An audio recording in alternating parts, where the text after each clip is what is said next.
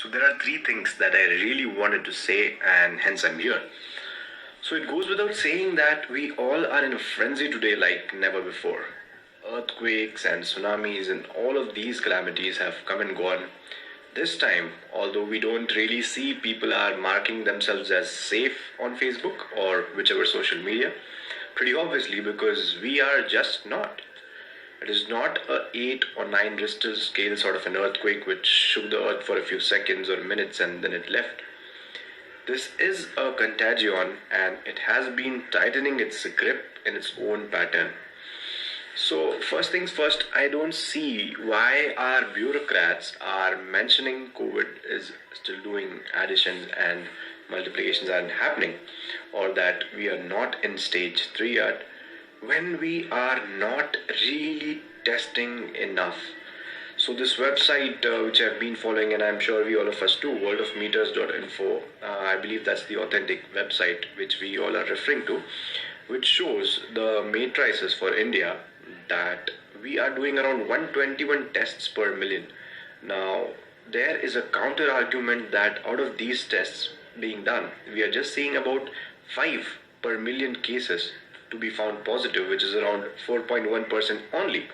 So we are doing good number of tests is what they are trying to say. But on the contrary, also we are seeing that the nations have seen the percentage of cases being positive is around 10 to 20%.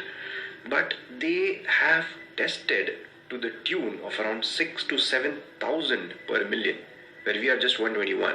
So only Algeria, Indonesia, countries like Bangladesh, Bolivia and Nigeria rank lower than us in testing per million. And I just can't bring myself home on this fact.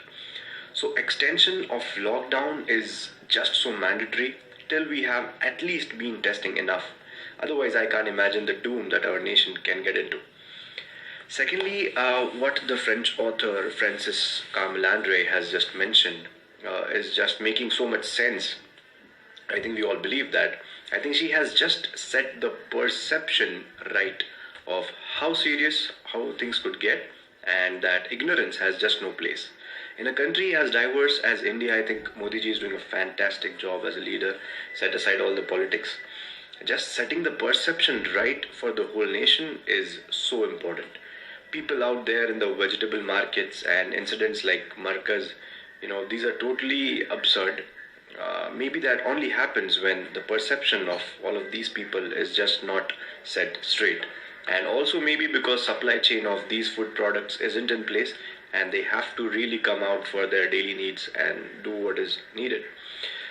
So I'm really wondering about how can we really work on these supply chain issues, and that's all what we really need to think about.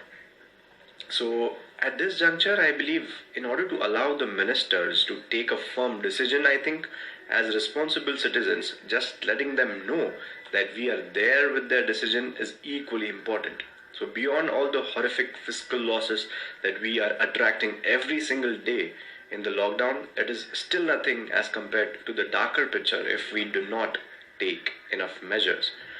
Hence, we should really support whatever lockdown measures are being taken, and I am in total strong support of the extension from the little that I understand, at least till we are testing enough.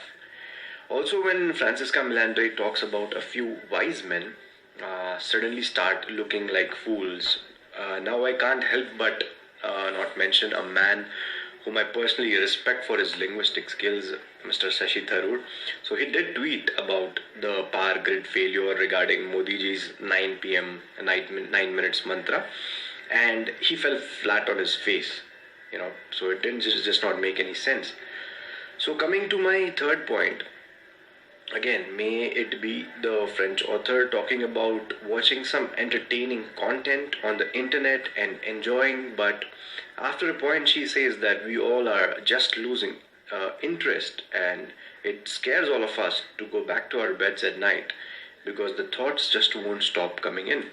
And likewise, many of us I see we are all talking about consuming data on the internet very wisely, as our mind needs to get good food. Like we need right amount of proteins and carbohydrates and vitamins for our own body. Likewise, it goes with the mind. So I really want to talk about an amazing read that I came across. So even I have seen a series like maybe Special Ops on Hotstar or Asur on Z5. Asur is really dark, and maybe Breaking Bad is great. Money Heist on Netflix.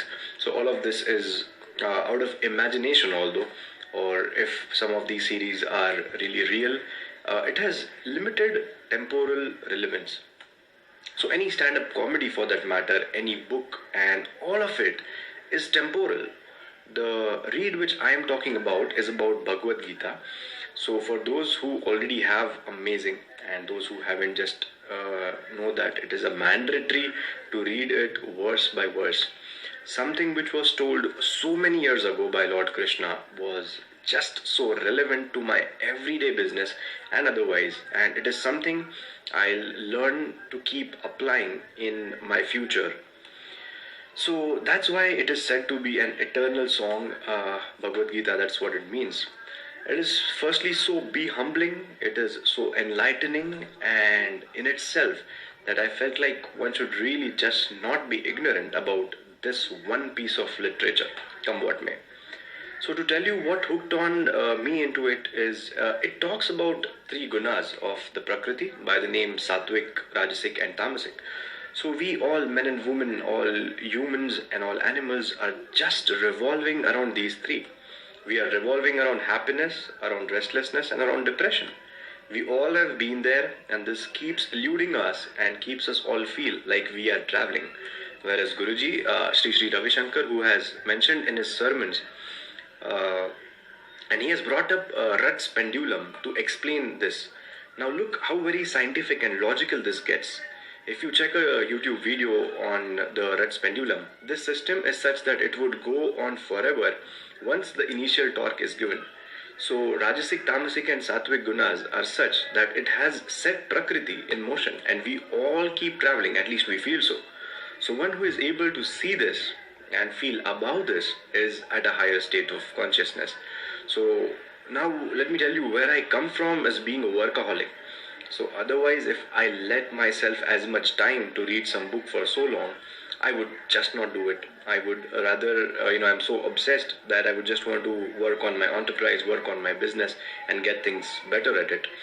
Although this time, which I have got as an extra time, has been a real boon in disguise, and I have stumbled upon this, and I see how empowering this scripture is, and why the globe looks at India with all that respect is, I think, because of scriptures like this by and large.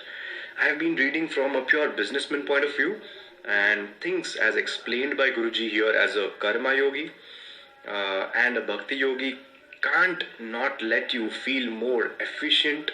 It talks about the non-dual nature of the particle. It talks about dark matter. It says how an atom really has only 2% of its volume occupied, and majority everything is space as we see it. But it is not really empty. It is that dark matter. That is what space really is. So logic really comes out of this whole scripture very loud and very clear.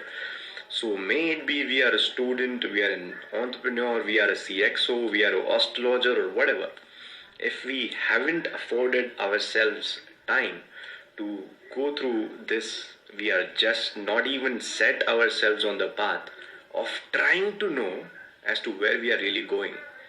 So that's a glimpse of what was on my mind, and I had to say it. So we all are working from our home simultaneously, trying to maybe sharpen our technology and digitize, and maybe whatever the work that we are trying to do. But I am strongly suggesting or requesting maybe to squeeze in a few hours if we have not already gone through this scripture called Bhagwad Gita, and it is going to be completely applicable at all points of time in our lives in a real sense. So you can always download it from Amazon, how I did it. It is an ebook available by the name Gita, and particularly go through the scripture given by Sri Ravi Shankarji. He has explained it so beautifully and so practically that it almost becomes like a game for us to understand the same. So stay safe, stay happy. Cheers.